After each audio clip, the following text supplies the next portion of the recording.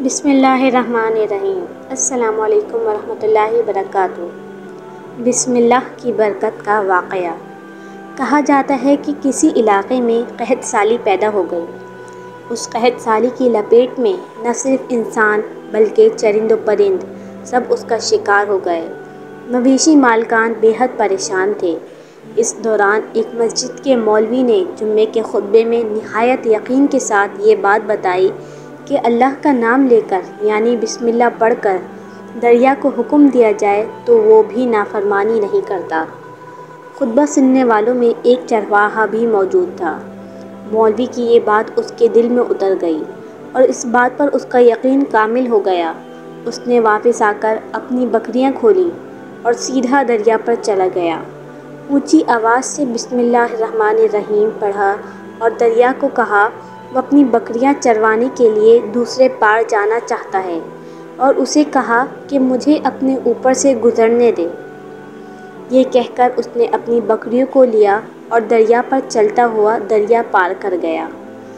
دریا کی دوسری طرف کا علاقہ گھاس سے بھرا پڑا تھا۔ درختوں کے پتے بھی سلامت تھے کیونکہ کسی کو یہاں تک آنے کی رسائی نہیں تھی۔ اس نے خوب اچھی طرح اپنی بکریوں کو سیر کروایا اور واپس لوٹ آیا۔ پھر یہ اس کا معمول بن گیا کہ وہ اپنی بکریاں پار چھوڑ کر واپس آ جاتا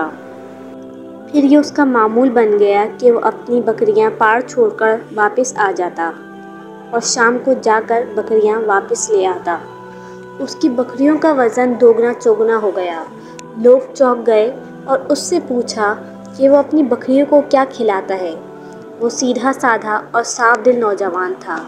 اس نے صاف صاف بات بتا دی کہ جناب میں تو بسم اللہ الرحمن الرحیم پڑھ کر دریا پر چل کر اپنی بکریوں کو دوسری طرف چروانے لے جاتا ہوں۔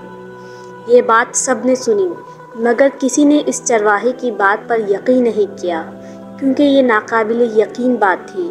مگر بات ہوتے ہوتے مولوی صاحب کے پاس پہنچ گئی۔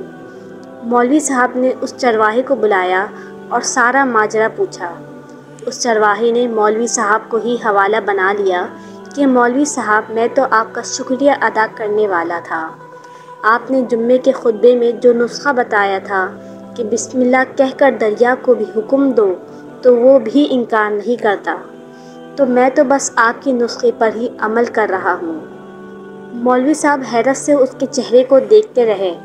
مولوی صاحب نے کہا بھائی صاحب ایسی باتیں تو ہم ہر جمعے میں کرتے ہیں، فقط ان کا مقصد لوگوں کا ایمان بنانا ہوتا ہے۔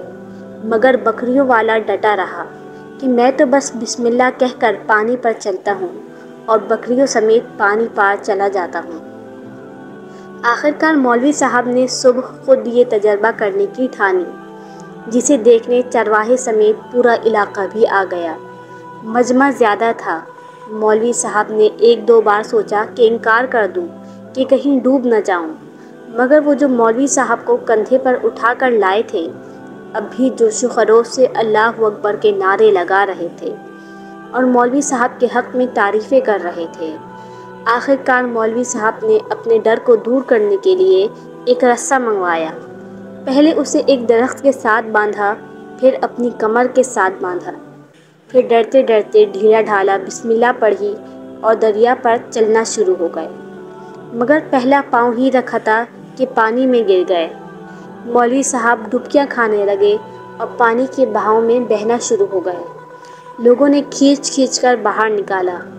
مولوی صاحب کی اس حرکت نے چرواہے کو پریشان کر دیا کہ مولوی صاحب کی بسم اللہ کو یہ کیا ہو گیا ہے، کیونکہ اس کا یہ روز کا معمول تھا۔ اس کے اپنے یقین میں کوئی فرق نہ آیا۔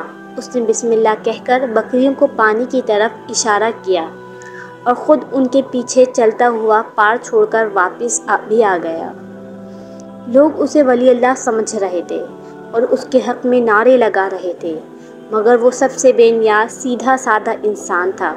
وہ مولوی صاحب کے پاس پہنچا اور کہا مولوی صاحب میں آپ کی بسم اللہ کی تعریف سے کافی پریشان تھا، مگر پانی پر چلتے ہوئے مجھے آپ کی بسم اللہ کی بیماری کا پتہ چل گیا۔ اس چرواہے نے درخت سے بندھی رسی کی طرف اشارہ کیا اور کہا مولوی صاحب یہ ہے آپ کی بسم اللہ کی بیماری، آپ کی بسم اللہ کی برکت کو یہ رسہ کھا گیا۔ آپ کو اللہ اور بسم اللہ سے زیادہ اس رسے پر بھروسہ تھا، لہٰذا اللہ نے بھی آپ کو رسی کے حوالے کر دیا۔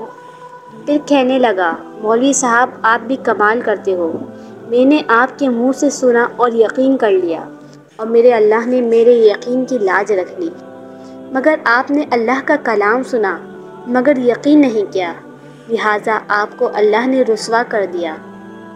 تو عزیز دوستو، یہی کچھ ہمارا حال ہے، ہماری نمازوں اور دعاؤں کا حال بھی یقین سے خالی ہے۔ مزید اسلامی ویڈیوز دیکھنے کے لیے ہمارے چینل کو لائک اینڈ سبسکرائب کر دیے گا تاکہ آپ کو ہماری آنے والی ہر ویڈیو مل سکے۔